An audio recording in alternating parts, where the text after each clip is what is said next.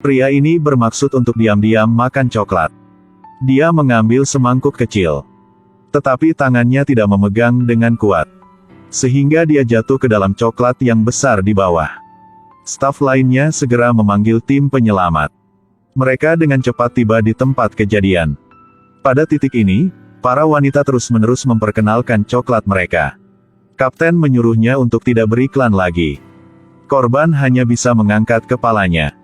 Para pekerja langsung menaikkan suhu panci. Agar coklatnya tidak mengeras. Tim penyelamat membawa tangga dan mengangkatnya ke atas tangki penyimpanan coklat. Pria itu tidak tahan lagi. Dua petugas penyelamat segera menaiki tangga.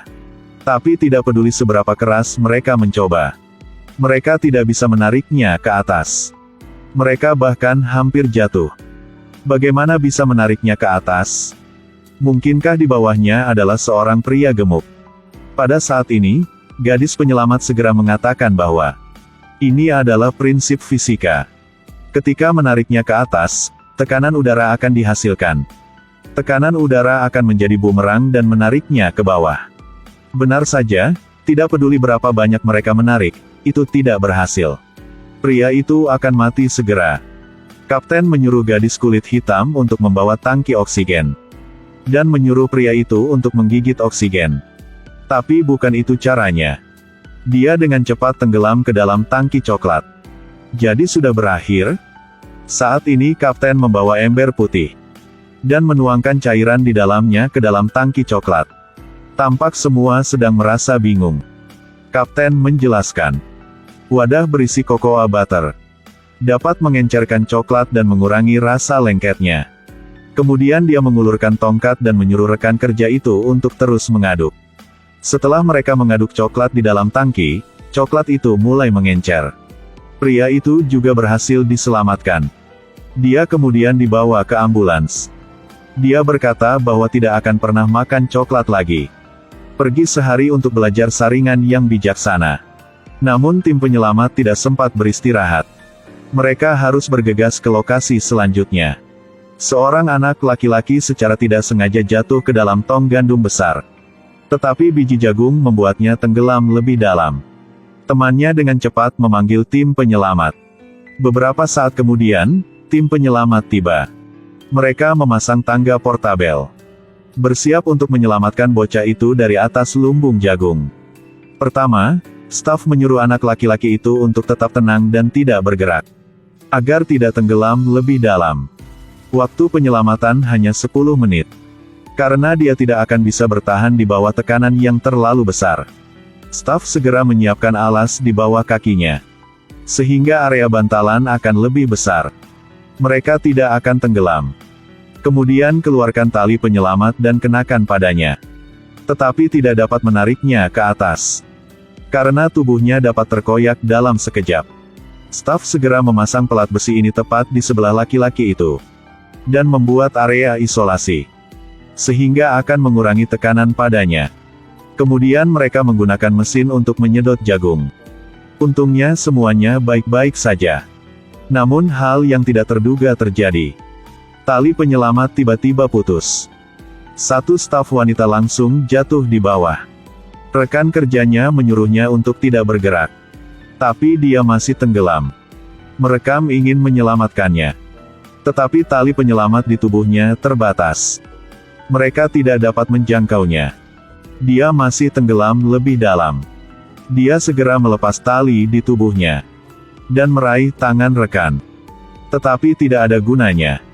Di bawah hisapan biji jagung, mereka tidak bisa berbuat apa-apa. Mereka tersedot dengan cepat.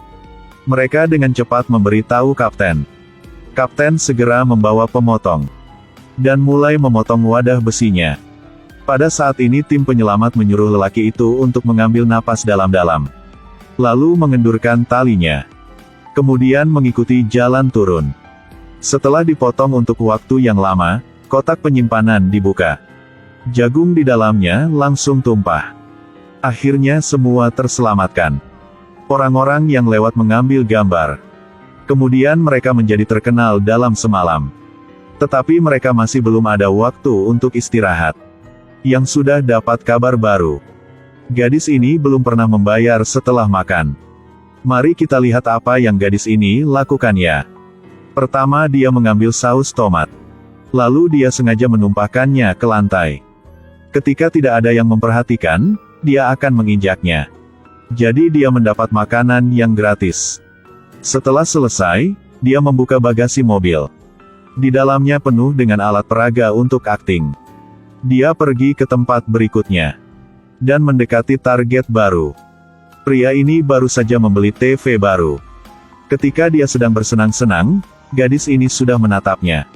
Karena TV terlalu besar, dia tidak terlihat di belakangnya. Dia melihat ke kaca spion. Kemudian mulai mundur setelah mengetahui tidak ada orang di sana. Tapi dia menabrak sesuatu. Dia segera turun dari mobil untuk memeriksa. Ketika dia pergi ke belakang mobil, dia melihat gadis ini yang sedang terbaring di tanah.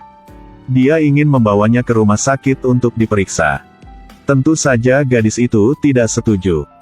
Katanya kakinya patah. Jika tanpa kompensasi, dia tidak akan bisa berdiri. Tetapi gadis itu tiba-tiba melihat bahwa mobil pria ini adalah mobil bensin. Jadi dia berpura-pura terluka di kepalanya. Agar pria itu dapat membayar sejumlah uang tambahan. Akhirnya dia punya cek $12.000. Keesokan harinya gadis itu melanjutkan pekerjaannya. Seorang wanita tua yang bergaya menjadi targetnya. Dia pergi ke belakang mobil. Tetapi dia ditabrak mobil. Wanita tua ini masih tidak tahu apa-apa yang terus memundurkan mobil. Lalu melajukan mobilnya tepat di atas gadis itu. Wanita tua itu buru-buru memanggil penyelamat. Tim penyelamat bergegas ke tempat kejadian. Tidak menyangka bahwa gadis itu masih hidup. Tim penyelamat segera memeriksa lukanya. Untung gadis itu hanya patah 20 tulang. Saat ini gadis itu mengatakan kepada mereka bahwa dia ditabrak oleh van. Meski polisi curiga, mereka tetap berusaha menyelamatkannya terlebih dahulu. Kemudian, seorang polisi wanita datang. Dia mengenalinya segera setelah dia melihatnya. Ternyata gadis ini pernah ditangkap olehnya kemarin. Dia baru saja dibebaskan pada minggu lalu. Tetapi tidak menyangka pembalasan datang kepadanya begitu cepat. Kemudian gadis itu dibebaskan dari rumah sakit. Tapi itu adalah penjara. Film berakhir di sini, terima kasih telah menonton. Sampai jumpa di film-film berikutnya.